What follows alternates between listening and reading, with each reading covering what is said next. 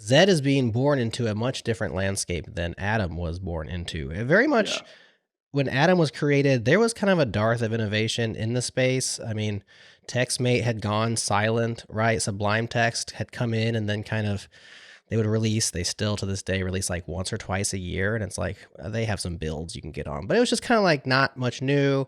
Then you had the hardcore Vim and Emacs people who are just still using Vim and Emacs to this day and always will. And NeoVim came in at some point and kind of stimulated some innovation in the Vim space. But then VS Code came and really sucked a lot of the air out of the room. I mean, they are the Right. juggernaut now. It seemed like it happened relatively fast. Microsoft put a lot of weight behind that project and executed very well, as you mentioned some of the things they did. And so success to them, that's all good. But now here comes Zed. And I'm thinking, like, would I want to compete with in this landscape today with a brand new thing?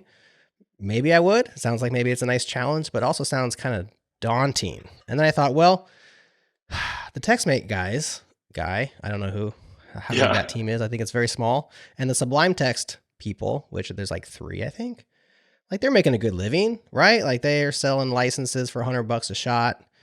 And you're not going to take over the world, but they can be happy writing the code they like to, helping their users. And then I see you raising money and building a team. And I think, well, that's not the route Nathan's going. So you're kind of going bigger. Maybe it helps share your mindset around what Zed's trying to become, the landscape, and how you set yourself apart inside against VS Code now, to carve out your own user base that's big enough to support a growing company with, debt, so to speak. Yeah, absolutely. Well, we raised equity for what that's worth, but okay. But I get it. No debt. Yeah. Equity partners who would love their money to come back. Exactly. Multiplied.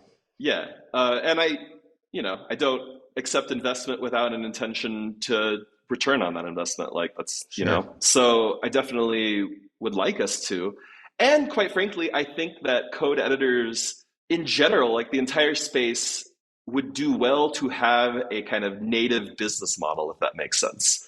Because for all the value that software brings to the world, I think that the front line of where software is written doesn't see enough investment and innovation because like historically, I think it's been hard to monetize. So JetBrains is the one company in the space. They're 20 years in, and I think they've managed to gain a foothold with this kind of license-based models.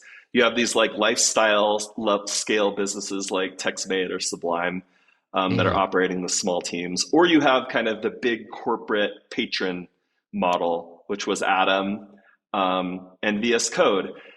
And like, I just think that we'll be best served as an industry if we can come up with a business model that's really a flywheel that's, generating value and finding a way to capture enough of that value to continue to generate more innovation and really level up this piece of the developer tooling stack. So I think we need it. In terms of like, I don't know that I would want to compete like in the landscape as it looks today.